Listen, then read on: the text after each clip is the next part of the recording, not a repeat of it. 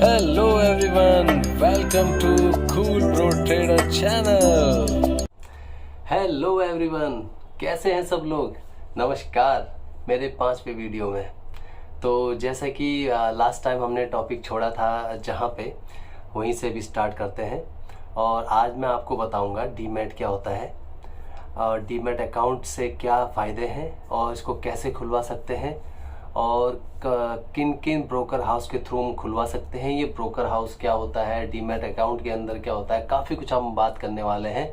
आज की वीडियो आपके लिए बहुत ज़्यादा नॉलेजेबल, बहुत ज़्यादा इंटरेस्टिंग और बहुत ज़्यादा पैसा कमाने वाली हो सकती है अगर आप इसको सही से देखें और आखिरी तक देखें। तो गाइस स्टार्ट करते हैं, लेकिन उससे पहले मत भूलिएगा लाइक, सब्सक्राइब एंड शेयर। तो आप सब लोगों ने saving account, recurring deposit, RD account, fixed deposit account, joint account, बहुत सारे अकाउंट सुने होंगे। ये सब अकाउंट्स हम अपनी सेविंग्स के लिए करते हैं या फिर हमें लेन देन करना हो उसके लिए करते हैं। बट जब आपको इन्वेस्टमेंट करना होता है तो या आपको शेयर्स खरीदने होते हैं या गवर्नमेंट बॉन्ड्स खरीदने होते हैं या म्यूचुअल फंड्स खरीदने होते हैं और भी बहुत सारी चीज़ें होती हैं, तो ये अकाउंट्स आपके काम नहीं आएंगे। तो अगर आपको इन सब में इन्वेस्टमेंट करना है, ट्रेडिंग करनी है, म्यूचुअल फंड्स लेने हैं, उसके लिए आपके पास डीमैट अकाउंट होना बहुत ज़रूरी है। तो यही डीमैट अकाउंट है जो हमको फैसिलिटेट करता है कि हम शेयर मार्केट में इन्वेस्ट कर सकें, अपने आप को एनरोल करा सकें। तो मैं आपको कुछ एक मोटा मोटा बता देता हूँ कि हमारे जो नॉर्मल बैंक्स होते हैं उसको आरबीआई गवर्न करती है, आरबीआई उसको ऑब्जर्व करती है, मॉनिटर करती है। पर जो भी हमारे डीमैट अकाउंट्स होते हैं इस सबको सेबी मॉनिटर करती है। सेबी मतलब security and exchange board of India, ये इसको मॉनिटर करती है। सेबी ने ये काम अपने उनको दे दिया है, दो सब्सिडरी को दे दिया है। एक का नाम है एनएसडीएल, एक का नाम है सीडीएसएल। तो इन दोनों को ये ऑथराइजेशन दे दिया है कि जितने भी ब्रोकर हाउस हैं उनको इन दो से एफिलिएट होना ही पड़ेगा। सपोज जैसे कि कोई ब्रोकर हाउस है, उसको अगर लोगों के लिए डीमैट अकाउंट खुलवाना है, लोगों को मतलब शेयर मार्केट के बारे में इन्वेस्ट ये सब ट्रेडिंग करवानी है, तो उसको आइदर सीडीएसएल आइदर उसको एनएसडीएल के अंदर किसी एक में उसे अपने आप को लिस्ट कराना पड़ेगा। और इन दोनों का जो डाटा होता है वो ऊपर सेबी के पास होता है। तो अब मैं आपको उन ब्रोकरेज हाउसेस के बारे में बताऊंगा जो हमको ये फैसिलिटी देते हैं कि हम उसमें अपना अकाउंट, डीमैट अकाउंट खोल सकें और उसमें अपनी जो भी शेयर मार्केट से लेके इन्वेस्टमेंट करना है, हमको ट्रेडिंग करना है, हमको फ्यूचर करेंसीज में काम करना है, हमें कमोडिटीज में काम करना है, तो वो सब हमको फैसिलिटेट करते हैं। तो स्टार्ट करते हैं। तो सबसे पहले नंबर पर है एंजल वन।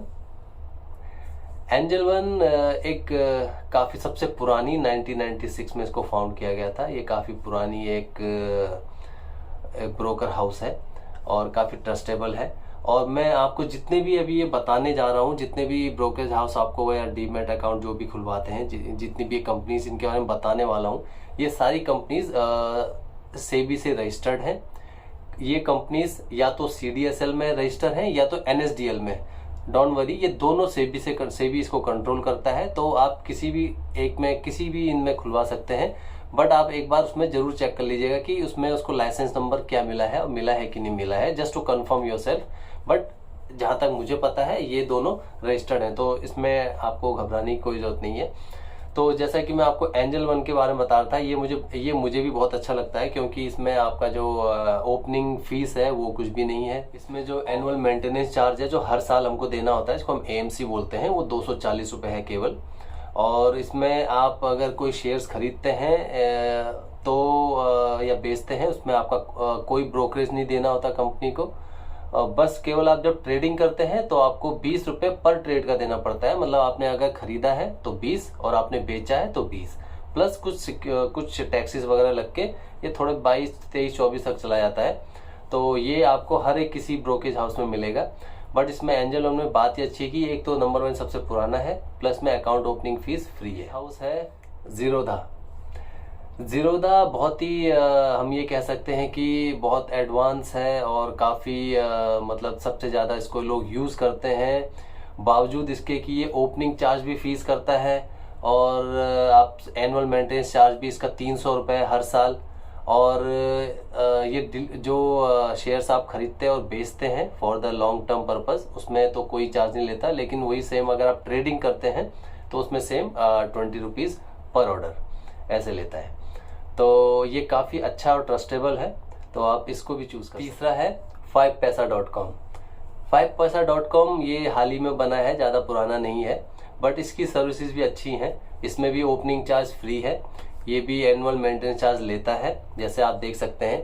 और इसमें काफ़ी स्कीम्स चलती हैं, अलग अलग स्कीम्स के अलग अलग फ़ायदा हैं।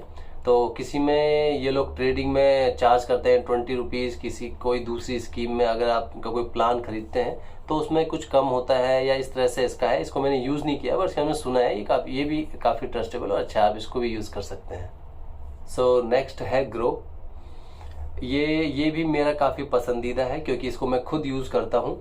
इसमें सबसे अच्छी बात यह है कि इसका इंटरफेस बहुत ही आसान है, एक छोटा बच्चा भी इसका इंटरफेस आराम से समझ लेगा। तो इसमें जो ओपनिंग फ़ीस है वो 0 है और इसमें एनुअल मेंटेनेंस चार्ज भी 0 है, ये इसकी सबसे अच्छी बात है। बट इसमें ऐसा है कि आप कोई भी शेयर्स अगर खरीदते हैं फॉर द लॉन्ग टर्म, जिसको हम डिलीवरी बोलते हैं, इसको ध्यान दीजिएगा डिलीवरी, क्योंकि बार बार मैं इस वर्ड को बोल सकता हूँ।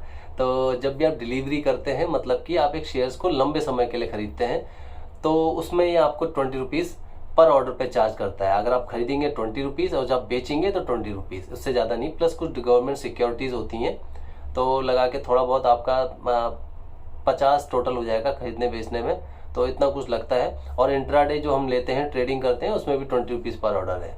बाकी ये बहुत अच्छा है, इसकी सर्विसेज बहुत अच्छी हैं, इसका कस्टमर केयर भी बहुत अच्छा है, आप इसको यूज़। नेक्स्ट है अपस्टॉक्स। ये इसमें भी ओपनिंग चार्ज फ्री है जैसा आप देख सकते हैं, और इसमें एनुअल मेंटेनेंस फीस 120 है, काफ़ी कम है। बट इसमें भी सेम लाइक ग्रो, आप अगर कोई भी डिलीवरी लेते हैं या कोई ट्रेडिंग करते हैं तो पर ऑर्डर पे आपका 20 रुपीज़ लगता है। और नेक्स्ट है एम स्टॉक्स, जिसको कि मिराई एसेट्स कंपनी के द्वारा बनाया गया है। और ये कंपनी बहुत पुरानी है, बट ये जो एम स्टॉक्स ये ऐप बनाया है, ब्रोकेज फर्म बनाई है, ये थोड़ी अभी नहीं है। तो बट ये ट्रस्टेबल है, आप इसमें ट्रस्ट कर सकते हैं। और ये कुछ एक एक्सक्लूसिव फीचर्स के बेनिफिट्स के साथ इसने अपना ऐप लॉन्च किया है। लाइक चार्ज में आपको 2 ऑफर मिलते हैं जैसा आप देख सकते हैं। अगर आप इसमें 999 से ओपनिंग चार्ज देते हैं इसमें, तो आपका जो भी डिलीवरी है, जो भी इंट्राडे है, मतलब कि ट्रेडिंग आप जो भी करते हैं, शेयर खरीदते हैं बेचते हैं, उसमें कोई ब्रोकेज नहीं लगेगा। बस टैक्सेस जो गवर्नमेंट के होते हैं थोड़े से वो तो लगेंगे, बट इसका अपना कोई ब्रोकरेज नहीं होगा। और इसमें जो एनुअल मेंटेनेंस चार्ज है वो भी एक बार में आप 999 दे सकते हैं, और उसके बाद फिर आपको लाइफ टाइम कोई भी नहीं देना है। तो ये काफ़ी अच्छी स्कीम है, जो ये उनके लिए बहुत अच्छा है जो बहुत ज़्यादा ट्रेडिंग करते हैं, जो बहुत ज़्यादा इन्वेस्टमेंट में मतलब बार बार खरीदते हैं बेचते हैं, उनके लिए काफ़ी अच्छा है। उनके लिए इसमें कोई फीस नहीं है, बट एक बार में आपको एक अच्छा पैसा देना पड़ेगा, समथिंग 2500 समथिंग। मैंने ट्राई किया था बट मैंने खोला नहीं फिलहाल। और last but not the least, इसके अलावा और भी हैं, लेकिन जो मेरी लिस्ट में लास्ट नंबर पे है वो है धन ऐप। धन ऐप, इसमें ये भी सेम लाइक ग्रो है, इसमें ग्रो ऐप की तरह है। इसमें no opening charge, no annual maintenance charge, और इसमें सेम वही है कि अगर आप डिलीवरी में कोई शेयर लेते हैं तो उसमें नो चार्ज है, बट वही इंट्राडे ट्रेडिंग करते हैं तो उसमें सेम 20 रुपये पर ऑर्डर है। और इसमें एक अच्छा फीचर ये है कि जो अगर इसमें कोई वुमेन या कोई लेडीज़ अगर इससे अपना अकाउंट खुलवाती हैं, डीमैट अकाउंट, तो उसको 10 रुपीज़ पर ट्रेडिंग में है। तो आई थिंक ये काफ़ी अच्छा है कि जिससे हम लेडीज़ को इनिशिएटिव देते हैं कि यस आप भी ट्रेडिंग में आइए, इन्वेस्टमेंट करिए लाइक दिस। तो ये उनके लिए बहुत अच्छा है। सो गाइज, ये जो मैंने बताया ये कुछ ब्रोकर हाउस हैं जिसके थ्रू आप अपना डीमैट अकाउंट खुलवा सकते हैं। और एक बार आप इनको खुलवाएंगे तो उसको खोलने में आपको ज़्यादा 15-20 मिनट का प्रोसेस है। उसके बाद इसको अप्रूव होने में 2 से 3 दिन लगते हैं। 2 से 3 दिन जब ये अप्रूव हो जाएगा तो आपके पास लॉगिन और लॉगिन आईडी इसका आ जाएगा पासवर्ड के साथ। फिर बाद में आप उस पासवर्ड को चेंज कर सकते हैं, फिर वहाँ से आप अपनी इन्वेस्टमेंट की जर्नी स्टार्ट कर सकते हैं। बट उससे पहले मैं आपको यही रिकमेंड करूँगा कि आप अगर चाहते हैं कि आप स्टॉक्स में डिलीवरी लें या एक कोई स्टॉक्स को शेयर्स को लंबे समय के लिए खरीदें, तो उससे पहले अपनी रिसर्च जरा अच्छे से करें कि आपको कौन से शेयर्स खरीदने हैं, कौन से नहीं खरीदने हैं।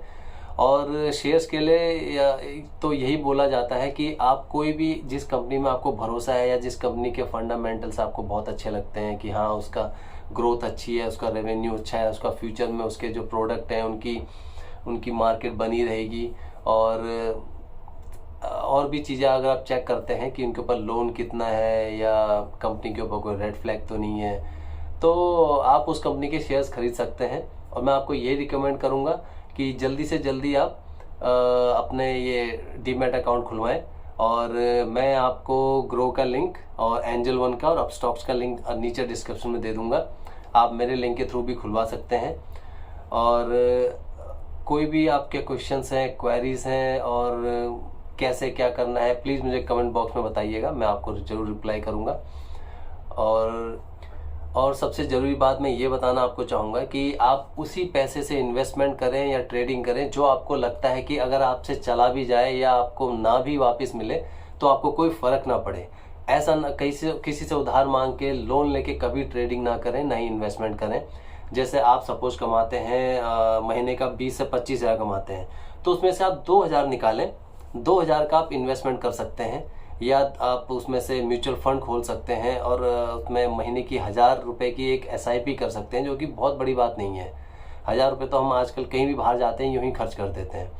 तो उस पैसे को आप इन्वेस्ट करें, जो पैसा अगर सपोज डूब भी जाए या लॉस भी हो जाए तो आपको कोई फ़र्क ना पड़े। ऐसा नहीं कि आपको कहीं से बोनस मिला और आपने 1-1.5 लाख रुपए सीधे लगा दिए कि भाई मैं तो ट्रेडिंग करूंगा 1 लाख के 2 लाख बनाऊंगा। प्लीज़ ऐसा मत करिएगा।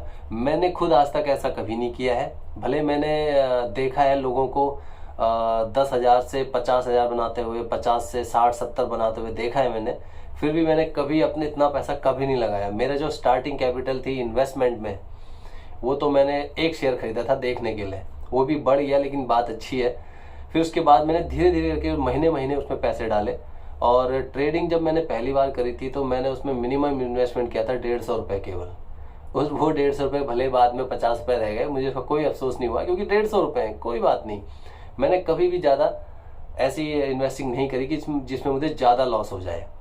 तो वही मैं आपको बोलना चाहूँगा कि आप इन्वेस्टमेंट करें, अपनी जर्नी स्टार्ट करें, पर उससे पहले अपनी रिसर्च कर लें अच्छे से। और मैं यही कहूँगा ट्रेडिंग में एकदम ना कूदें। सबसे पहले आप ये देखें शेयर खरीदते कैसे हैं, बेचते कैसे हैं। तो नेक्स्ट एक वीडियो जो मैं बनाऊँगा आपके लिए बनाऊँगा कि आप कोई भी शेयर कैसे पिक कर सकते हैं एंजल वन ऐप में, और कैसे आप उसको खरीद सकते हैं और कैसे आप उसको सेल कर सकते हैं।